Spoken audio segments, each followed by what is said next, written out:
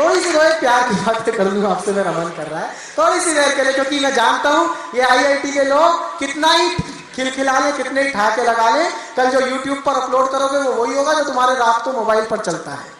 वो सुनाता हूँ आपको, 4 पंक्तियां सुनिए कि कली चटके, थोड़ी सी देर के लिए बताना कि अभी भीतर कितनी, रोज गार्डन में कितना जाते हो और बरिस्ता में कितना बैठते हो। कि कली चटके तो गुलशन से हवा को इश्क हो जाए। संभालना जरा कविता को, कि कली चटके तो गुलशन से हवा को इश्क हो जाए। वाह वाह, ये वो है बीच में वाह वाह करने वाले जो रोज गार्डन में जाते हैं कि मेरी वाली किसके साथ बैठी है।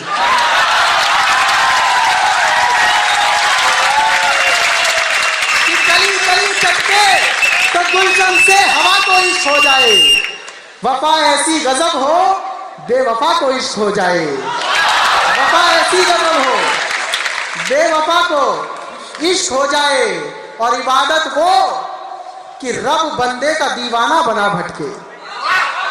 इबादत वो कि रब बंदे का दीवाना बना भटके, और मोहब्बत वो कि आशिक से खुदा को इश्क हो जाए।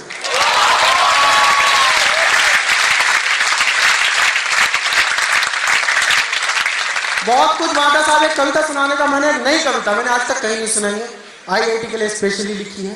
कविता का शीर्षक है दूसरा प्यार।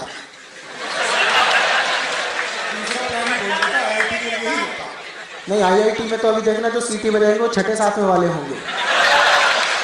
दरअसल क्या है, पहले प्यार पर सबने कविताएं लिखी, मैं दूसरे प्यार पर एक कविता आपको सुनाता हूँ, और मुझे लगना चाहिए कि मैं सबसे ऊर्जावान लोगों के बीच हूँ। शुद्ध कविता आपके बीच पढ़ रहा हूँ, बिना किसी चूरन चटनी के पढ़ूंगा, सीधे सीधे आपको माल खिलाऊंगा। सुनना कि फिर से थोड़े से मेरे को बीच बीच में उड़ जाते रहना, तो एक अच्छी कविता, एक नई कविता एक बड़े प्लेटफॉर्म से लॉन्च करने जा रहा हूँ। कि फिर से मन में सीटी बाद में, सही समय पर सही काम किए जाने चाहिए, सही लोगों को सही चीजें मिलनी चाहिए।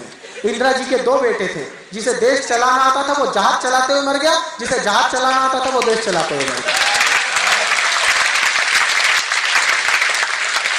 इसलिए एक नई कविता पढ़ो, थोड़ी से मन के साथ सुन लेना, मन से थोड़ा सा जागृत हो जाए इस कविता पे।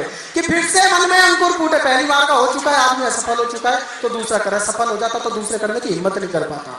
कि फिर से मन में अंकुर फूटे, फिर से आंखों में ख्वाब पले, फिर से कुछ अंतस में पिघला, फिर से श्वासों से स्वर निकले, फिर से मैंने सबसे छुपकर एक मन्नत मांगी ईश्वर से, फिर से एक सादा सा चेहरा कुछ खास लगा दुनिया भर से, फिर एक लड़की के इर्द गिर्द जीवन के सब प्रतिमान बने, फिर एक चेहरे के हाव भाव सुंदरता के उपमान बने।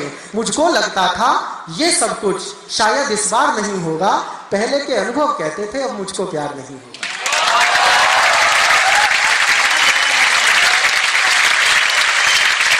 पहले के अनुभव कहते थे अब मुझको प्यार नहीं होगा।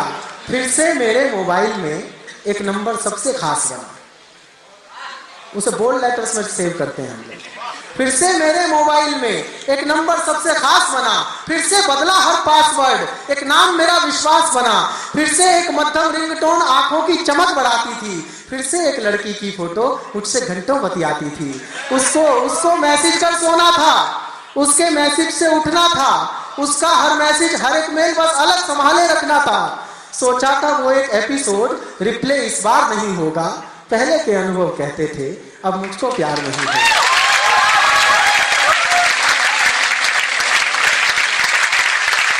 पहले के अनुभव कहते थे अब मुझको प्यार नहीं होगा। फिर से एक चंचल लड़की की हर बात सुहानी लगती थी, वो सांस मिले तो ऐसा लगता है कि जैसे जीवन इसी पे चल रहा है। आदमी जब प्रेमिका का अतिरिक्त विवरण करना चाहता है तो अतिरिक्त रूप से भावुक हो जाता है। शरद जोशी जी इस मंच से काव्य पाठ कर चुके हैं, उनके व्यंग्य का एक टुकड़ा उठाता हूँ। आदमी जब अपनी प्रेमिका का सौंदर्य चित्रण करता है तो अतिरिक्त भावुक होता है। एक प्रेमी अपनी प्रेमिका का चित्रण कर रहा है, वो इतनी कोमल है कि जब पानी पीती है तो पानी उसके गले से नीचे जाता हुआ दिखाई देता है। गुलाब की पंखुड़ी उसे छू जाए तो उसे खरोंच पड़ जाती है। मैंने उससे पूछा एक बात बता दे, ऐसी से ब्याह करके कोई करेगा क्या?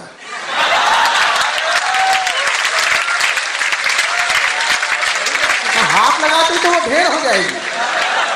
तो फिर से एक चंचल लड़की की हर बात सुहानी लगती थी। केवल वो लड़की समझदार, दुनिया दीवानी लगती थी। उसकी मम्मी, उसके पापा, उसकी हर चीज जरूरी थी। अपने जीवन के खास काम भी केवल एक मजबूरी थी। फिर से मैं सारी दुनिया की नजरों में बस बेकार हुआ। फिर से खर्चे दोगुने हुए, आमदनी घटी, उधार हुआ। मेरा मस्तिष्क मेरे दिल के हाथों लाचार नहीं होगा। पहले के अनुभव कहते थे, अब मुझको प्यार नहीं होगा। पहले के अनुभव कहते थे, अब मुझको प्यार नहीं होगा। और कविता का बहुत संजीदा बंद पढ़ रहा हूं आपके सामने कि फिर से कुछ बेमतलब बातें अधरों पर बन मुस्कान खिली। फिर से कुछ बेमतलब बातें अधरों पर बन मुस्कान खिली। फिर से एक लड़की की यादें दिल के कागज पर लिखी मिली।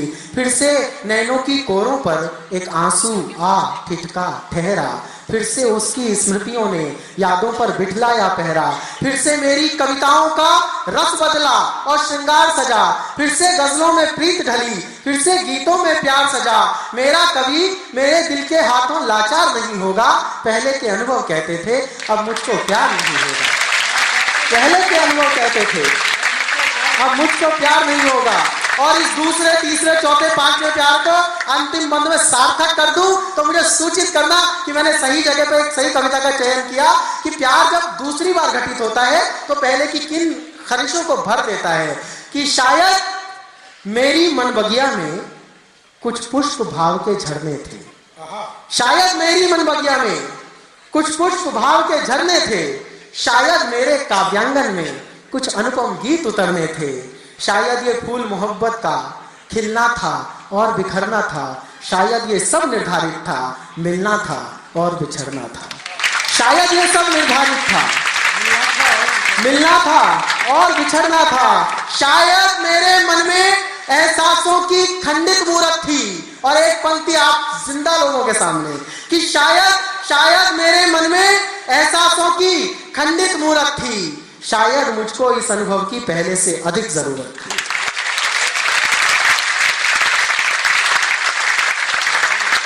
शायद मेरे मन में एहसासों की खंडित मूरत थी। शायद मुझको इस अनुभव की पहले से अधिक जरूरत थी। और शायद मुझसे फिर कोमल भावों का सत्कार नहीं होता।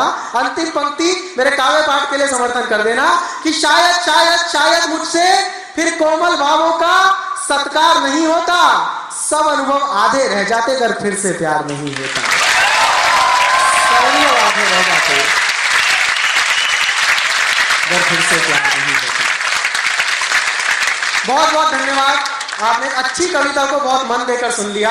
एक 3 पंक्ति की कविता 6 शब्दों की आपके सामने रखता हूं। एक जिम्मेदार कविता, केवल 3 पंक्ति की कविता। और कविता कितनी छोटी हो सकती है, बहुत लंबी कविताएं सुनाने की जरूरत नहीं होती। तुलसीदास जी इतनी बड़ी रामायण लिख कर गए, मैं बनिया कवि 6 पंक्तियों में पूरी रामायण सुना देता हूं आपको। एक राम एक रावन्ना, वो छत्री वो बामन्ना, वाने बाकी सिया चुराई, वाने बाकी लंक जराई, राम ने रावण मारन्ना, इतनी सी थी बातन्ना, तुलसी लिख गए पोथन्ना।